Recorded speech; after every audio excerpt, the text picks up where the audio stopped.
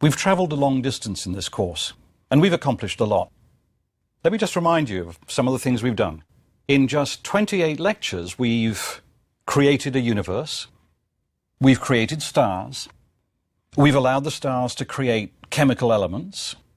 Using those chemical elements, we've created entire solar systems, including our Earth. We've created life, we've created human beings, and we've allowed those human beings to develop agriculture, a much more productive technology than the earlier technologies they used. So now what we're going to do is to set up the appearance of the large, exotic communities known as agrarian civilizations. These have been one of the central subjects investigated by historians. And we'll find that a lot of things change once we cross this mini threshold with the appearance of agrarian civilizations. The previous group of lectures described the origins of agriculture, some features of the earliest agrarian societies, and we looked at the emergence of simple forms of power and hierarchy. We looked at how power slowly built up as populations grew up, and as agriculture spread. And we've seen how during the early agrarian era, as populations rose, larger, denser, and eventually more complex communities began to appear. And as they got more complex, they began to need power structures. And at the same time, the resources for leaders began to build up. So the possibilities for larger forms of power began to expand. And eventually, this build-up in types of power and in the scale of power led to the crossing of what I've called a new mini-threshold. And that's associated with the appearance of the first tribute-taking states and the first agrarian civilizations. And that mini-threshold we saw was crossed about 5,000 years ago. Crossing this threshold takes us into the second major subdivision of the agrarian era. And I'm going to call that the era of agrarian civilizations, or sometimes I'll call it the later agrarian era. Those two terms are more or less interchangeable. What we'll see in the era of agrarian civilizations is remarkable new forms of social, technological, and cultural complexity. These, if you like, are the new emergent properties associated with this new level of complexity associated with agrarian civilizations. But there's one more distinctive feature of this threshold. This is the era in which writing and written documents appear for the first time in human history. So that, for the first time in this course, we can look at the past using written documents. At last we enter what many historians may be tempted to call the domain of real history. And a lot does indeed change as we enter the last 5,000 years of human history. This is the era of human history on which historians, professional historians, have lavished by far the most attention precisely because written records are available. So, at last, for this period, we have masses of scholarship and we have masses of information. In fact, suddenly, you'll have been aware of this, that for a long time we've asked questions for which there was very, very slender data. We had to work really hard to scrabble around and find data to answer some of the big questions. Now, suddenly, the situation's very different. We're drowning in information. So, for earlier periods, we had to really work hard for our data. Now, increasingly, the problem's going to be rather different. We're going to have to find a way, if we're going to maintain the big history perspective, we're going to have to find a way to navigate through a sort of blizzard of information. In this course, I want to alert you to the strategies we're going to adopt to do that. We're going to try to capture the main lines of development of human society throughout the world. And that will mean letting go of many of the details of that history and trying to see human history at large scales, trying to see the very large shapes. This is like the ant trying to see the whole elephant rather than just the wrinkles. So we're trying to see the very large patterns without getting too bogged down in the details. Now that is not always easy. And I want to alert you to one more change that occurs at this point. You'll understand that there is a huge amount of room for debate over the interpretation of some of the large trends in human history. And this is particularly because, for the most part, historians have tended not to look at the past on very large scales. So before we go any further, I must alert you to the fact that here, more than in most earlier parts of this course, I've often had to try to distill a clear story from scholarship that allows plenty of wriggle room for debate. In the parts of the course dealing with the sciences, I could often summarize a consensus position. There was almost universal agreement amongst the scientists, and I could just summarize that position. Within the discipline of history, by and large, there is, for the most part, much less consensus, particularly about the very large patterns. So much of the rest of this course counts as a slightly more tentative attempt to identify amongst the massive information the very large patterns and the main lines of development. So there's more room for controversy here than in any earlier part of this course. Okay, that's a way of introducing some of the changes we're going to encounter as we cross this divide into the era of agrarian civilizations about 5,000 years ago. Lecture 29 to 37, the next group of lectures, surveys the 5,000 years or so during which agrarian civilizations dominated the history of most people on Earth. This is the largest single group of lectures in this course, and it has to be admitted that we lavish so much attention on it in part simply because we do have more information than for earlier eras. Now let me be clear about definitions, particularly about this phrase I've used, agrarian civilizations. I've already defined tribute-taking states, which are one of the central components of agrarian civilizations, but I need to be clear how I'm using this phrase, agrarian civilizations. What were agrarian civilizations? In this lecture, I'll offer a careful definition of agrarian civilizations. Then I'm going to offer a brief chronology of the appearance of the first agrarian civilizations. And we'll see that, like agriculture, agrarian civilizations appeared quite independently in several different parts of the world. It's an odd phenomenon, but it's not quite as odd as the independent appearance of agriculture. Because as we've seen, there is clearly a close link between the appearance of agriculture and the eventual appearance of agrarian civilizations. So if we've solved the problem of agriculture to some extent, we've solved the problem of the independent appearance of agrarian civilizations. Agriculture, as it were, lit a fuse that ignited agrarian civilizations several millennia later. Now, after a brief chronology, I want to turn to one particular region, to Mesopotamia in modern Iraq. This is the region in which the first agrarian civilizations appeared, and will describe how increasing productivity in the lands of modern Iraq created the foundations for the first agrarian civilizations, which emerged about 5,000 years ago.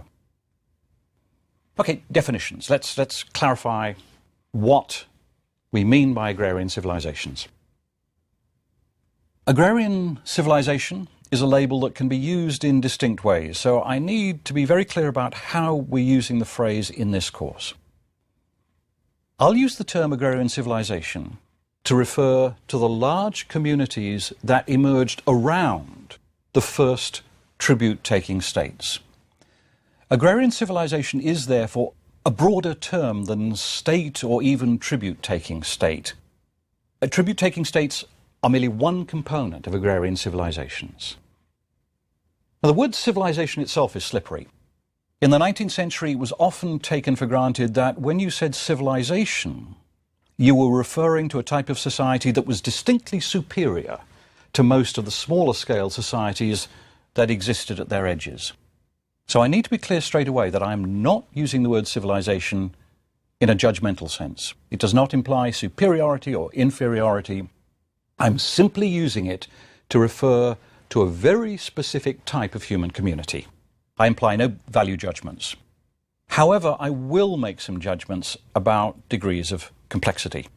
Though, as we've seen already, there's nothing intrinsically good about complexity or bad. Complexity is just complexity. So, By agrarian civilizations, I mean, first, large human communities of many hundreds of thousands and maybe many millions of people. That's the first distinguishing feature. They were huge. They were huge compared with the two other main types of human communities that we've looked at so far. The first being the kinship groups of the Paleolithic, these small, family-sized nomadic groups that dominated in the Paleolithic era, and the second being the village communities, several hundred people, maybe 1,000 or two living together more or less permanently, that dominated the early agrarian era. So agrarian civilizations are a new type of community, and they are vast. They include millions of people. The second feature, main feature, most of their resources came from agriculture, and that meant that most of their inhabitants were small farmers or peasants. Agrarian civilizations were founded firmly on the technological breakthroughs associated with agriculture and on the ability of agriculture to extract more resources from the environment and therefore to support larger and denser communities. So what this means is that most of the people in agrarian civilizations were peasants, and most of the resources that sustained agrarian civilizations were generated by peasant households.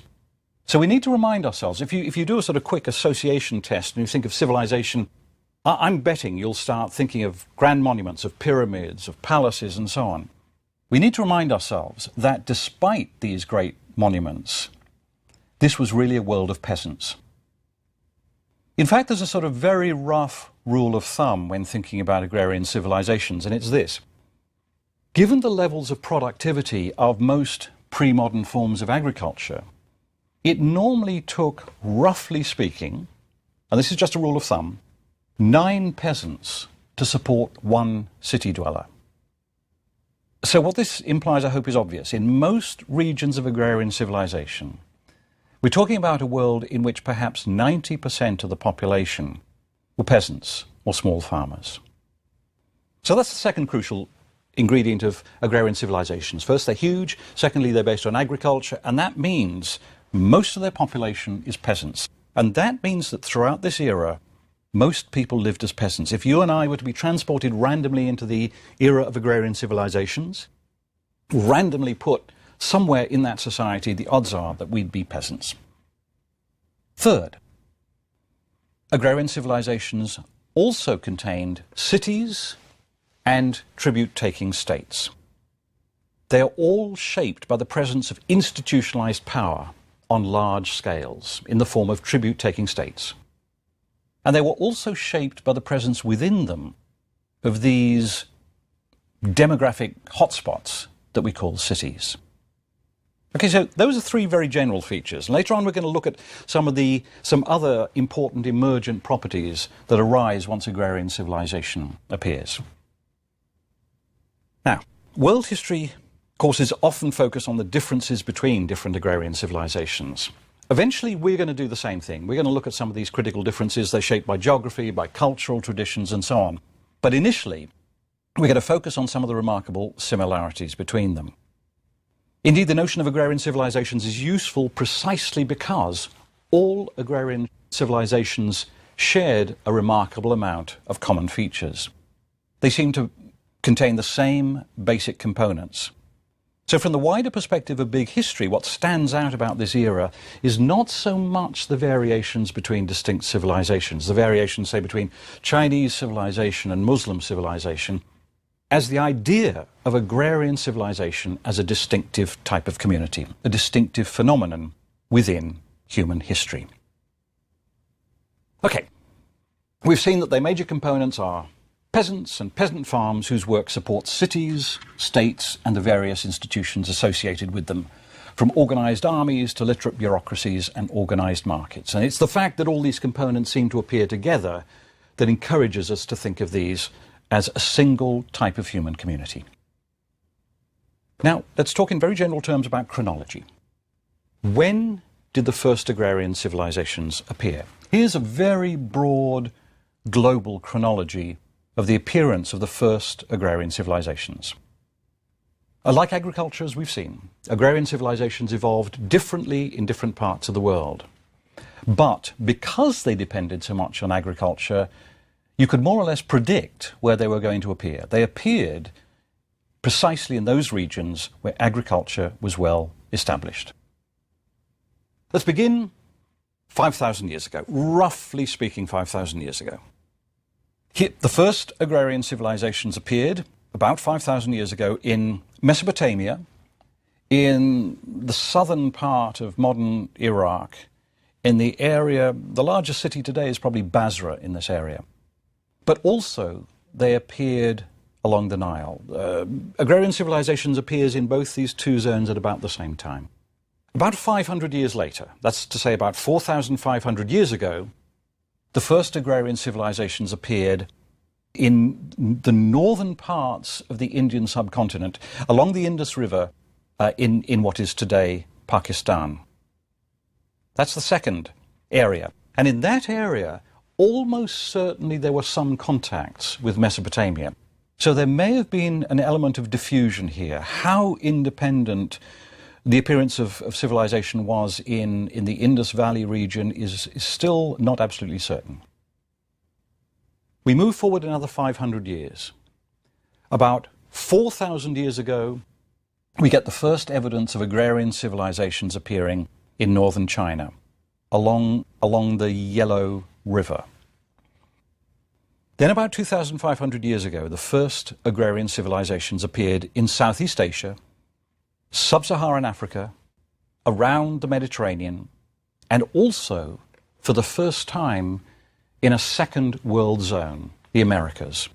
And they appear in Mesoamerica and also in the Andes region during the first millennium BCE, that is to say, about 2,500 years ago.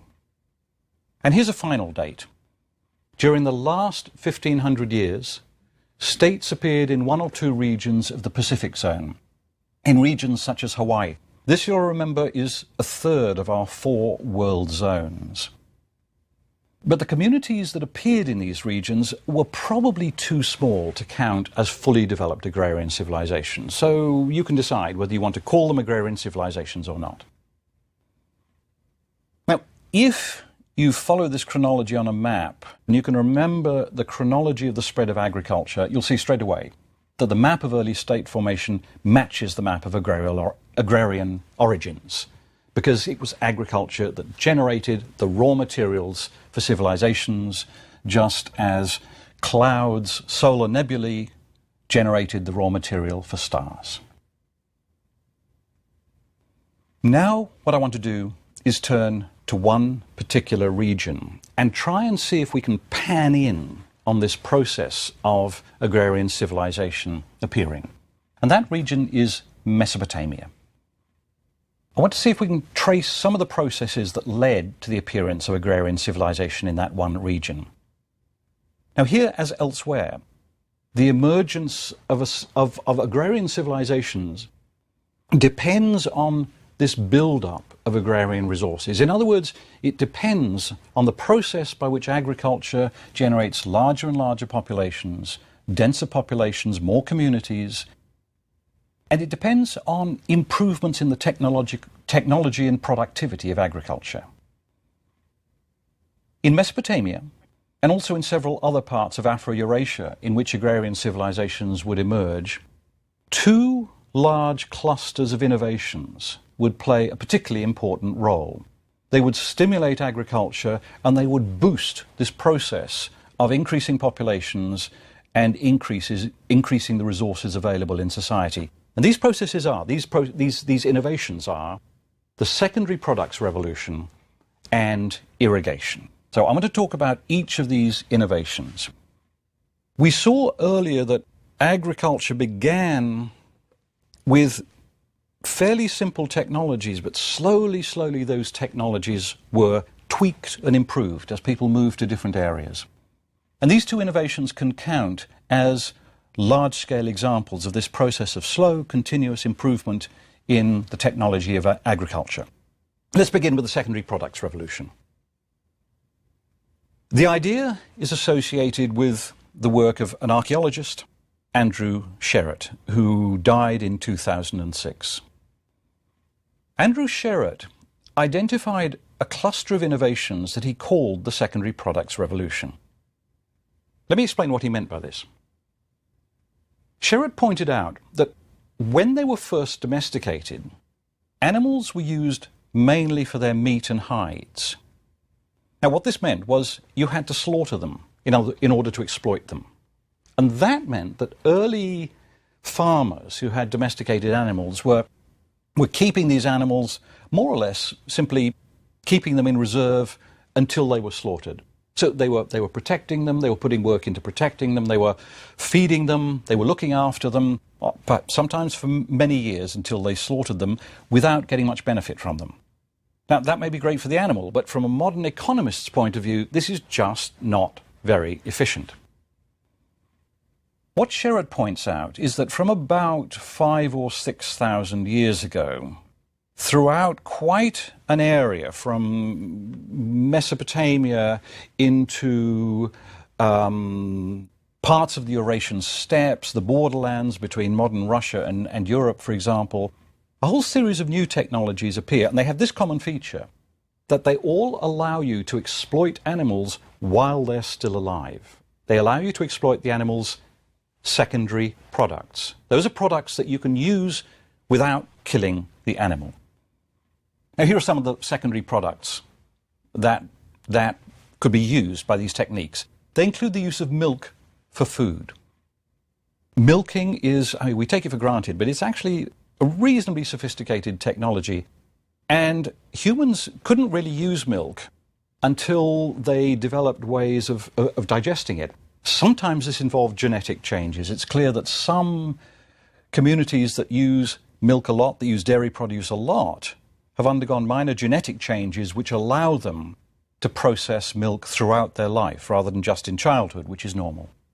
But milking itself as a technology is quite complicated. So this emerges, the earliest evidence is about 5,000 or 6,000 years old. And a secondary product is wool cloth making, using the fibers of sheep, camel, other large domestic mammals for cloth making, for making clothes, for making shoes, eventually for making tents, for making carpets. So milk and wool. But a third whole group of secondary products includes energy. Remember, we're talking about large mammals here. We're talking about horses, camels, oxen, and slightly smaller organisms such as goats, but it's the large ones that are crucial here. People learnt to use their energy. This is very important. It's immensely important because it constitutes, in effect, a sort of energy revolution that took place towards the end of the early agrarian era. An ox or a horse can deliver up to 4 times as much power as a human being. So if you can harness that power, you suddenly have access to a lot more energy than before. What did they use this energy for? Well, animal power allowed farmers to plough soils more deeply. If you have an ox or a horse pulling a plough, you can cut much deeper into soils, you can cut your way through really tough soils.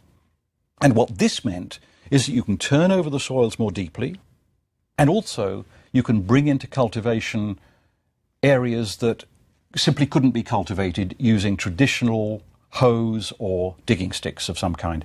So plough agriculture greatly expanded the area that could be brought into cultivation and generally probably increased the productivity of agriculture.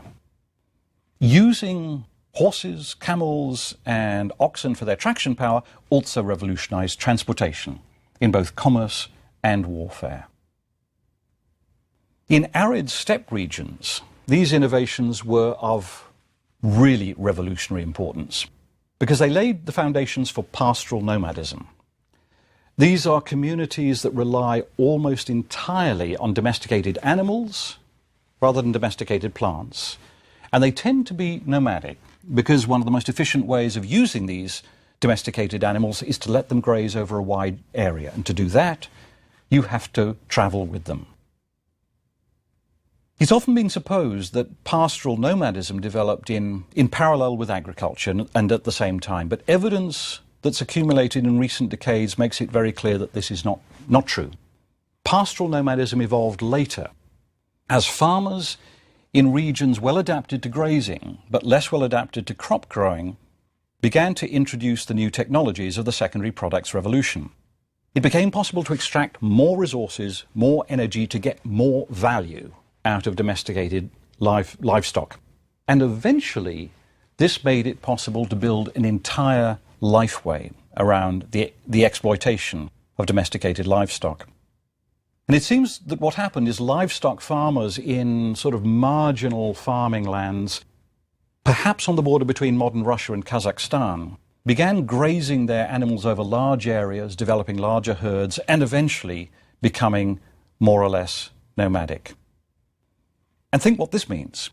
Humans can't digest grass, but these domesticated animals can. So suddenly you have a technology that allows you to extract the energy in the grass, in the great steppe lands of Eurasia, and all the way down into the savanna lands of East Africa. So pastoral nomadism opens up vast new terrain for exploitation. And we can detect the presence of pastoral nomads in the Eurasian steppes in part by the appearance of burial mounds or kurgans. You don't find villages, what you find is burial mounds. And the earliest clear evidence of pastoral nomadism comes from the steppes on the border between Russia and Kazakhstan and dates to about 5,000 to 6,000 years ago. Okay, this innovation would lay the basis eventually for the great pastoral nomadic empires such as those of Genghis Khan. Now, I've spent too much time on pastoral nomadism because it fascinates me so much. So let's talk briefly about irrigation. It's simpler to understand. This is the second great group of innovations. Irrigation means artificially introducing water to regions with limited natural rainfall, but fertile soils and plenty of sunlight. You find such regions particularly in hot climates, arid climates with alluvial plains. That is to say, regions that are regularly flooded by large rivers that bring fertile silts down with them. And Mesopotamia is such a region. In fact, literally Mesopotamia means the land between the rivers being the Tigris and Euphrates. So irrigation, once it's introduced, can have a huge impact on populations. Suddenly, you have these fertile soils, but no water to farm with. Now, if you introduce irrigation, suddenly you can farm them and you can get huge yields and sudden increases in population. And that's why irrigation's been crucial to the emergence of agrarian civilizations. Now, how did these innovations prepare the way for the evolution of agrarian civilization in Mesopotamia? Archaeologists have lavished a lot of attention on Mesopotamia, so here we can track this process probably more clearly than anywhere else. We saw that the first farming communities appeared in the Fertile Crescent, a ring of highland around Mesopotamia, around the edges of Mesopotamia. And here they could use rainfall. There was enough rainfall for simple forms of farming. But eventually some of them began to migrate down into the arid lowlands. By 9,000 years ago, you have some farming communities already beginning to descend from the highlands of the Zagros Mountains, east of modern Iraq, and settling the arid plains, but as yet only in regions where there's enough water for crops. Then they begin to push further into the arid lands, and some begin to develop very simple forms of irrigation. By 8,000 years ago, there were many villages of irrigation farmers settled along the major rivers and tributaries north of modern Baghdad. Some of them are already beginning to build substantial canal systems, but they still rely largely on semi-natural forms of irrigation. The site of Chogamami, to the east of modern Baghdad, is a good illustration of this. The village lies between two tributaries, so that you could divert water to flood the fields and then drain it away again. And the village may have had 1,000 people living in it. And then things began to speed up. By 7,000 years ago, villages are multiplying, particularly along the Euphrates, even in the lands to the south of Baghdad now, in the lands of what would later be known as Sumer. Villages of the so-called Ubaid culture appear, sometimes in small clusters near larger settlements, some of which have as many as 4,000 people, and we can think of these as small towns.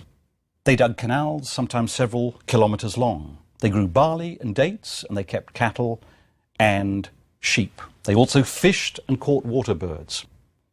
As the archaeologist Brian Fagan points out, these settlements must have depended on organized communal efforts. There must have been quite a lot of politics going on and quite a lot of leadership. You needed to get raw materials to build houses from the plentiful supplies of sand, clay, palm trees and reeds between the rivers. But digging even tiny canals required a lot of effort. The back-breaking task of clearing silt from clogged rivers was hard work and took a lot of organization. So we see larger communities appearing, more elaborate irrigation, more organization. And eventually, rising productivity is going to encourage population growth and the emergence of more and more of these medium-sized towns. And as population increases throughout Mesopotamia, particularly in the arid lands watered by the Tigris and Euphrates, you start finding more integration between these towns and communities. We find trade goods being moved over large areas. Obsidian from Çatalhöyük in southern Turkey appears throughout much of Mesopotamia. You find also that clay pottery types of particular kinds, such as Halafian ware, appear over very large areas, traded over 600 miles or more. Now, all of these processes mesh together. Populations are growing, they're becoming more interdependent, the technologies are becoming more productive, and it's all of these processes together that will eventually lay the foundation for the quite rapid appearance in Sumer towards the end of the 4th millennium BCE, just over 5,000 years ago, of the first agrarian civilizations. And we'll discuss that in the next lecture. Thank you. Masses of scholarship, and we have masses of information. In fact, suddenly, you'll have been aware of this, that for a long time we've asked questions for which there was very, very slender data. We had to work really hard to scrabble around and find data to answer some of the big questions. Now, suddenly, the situation's very different. We're drowning in information. So, for earlier periods, we had to really work hard for our data. Now, increasingly, the problem's going to be rather different.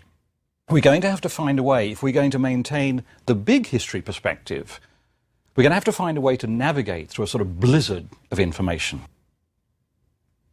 In this course, I want to alert you to the strategies we're going to adopt to do that. We're going to try to capture the main lines of development of human society throughout the world. And that will mean letting go of many of the details of that history and trying to see human history at large scales,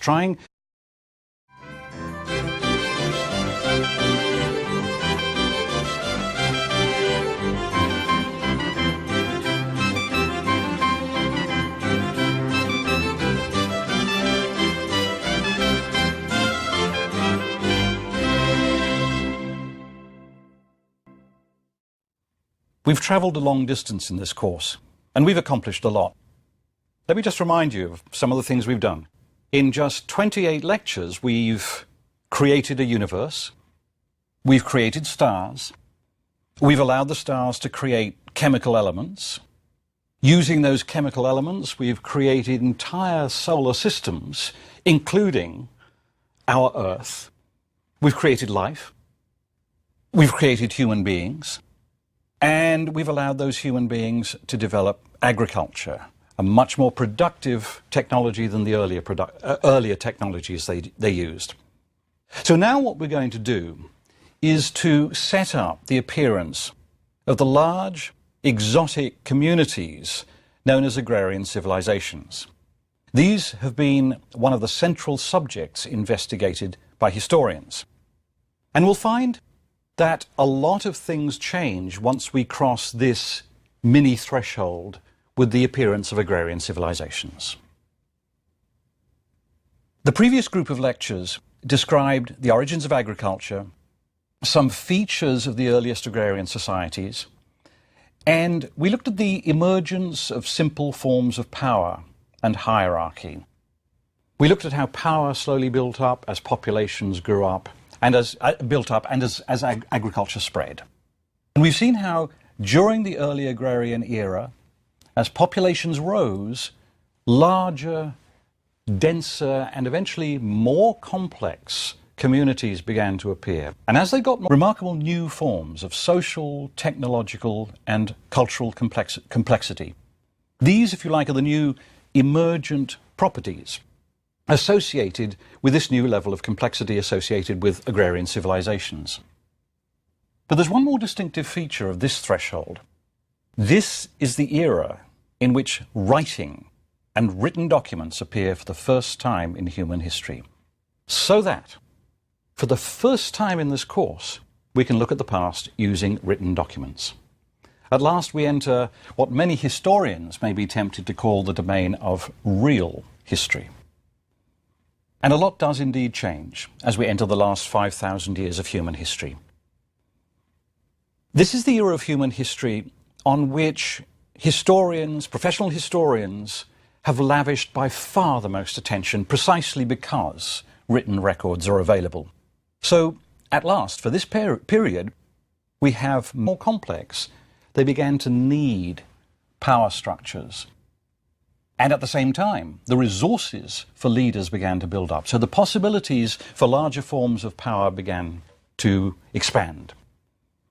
And eventually, this build-up in types of power and in the scale of power led to the crossing of what I've called a new mini-threshold. And that's associated with the appearance of the first tribute-taking states and the first agrarian civilizations. And that mini-threshold we saw was crossed about 5,000 years ago. Crossing this threshold takes us into the second major subdivision of the agrarian era. And I'm going to call that the era of agrarian civilizations, or sometimes I'll call it the later agrarian era. Those two terms are more or less interchangeable. What we'll see in the era of agrarian civilizations is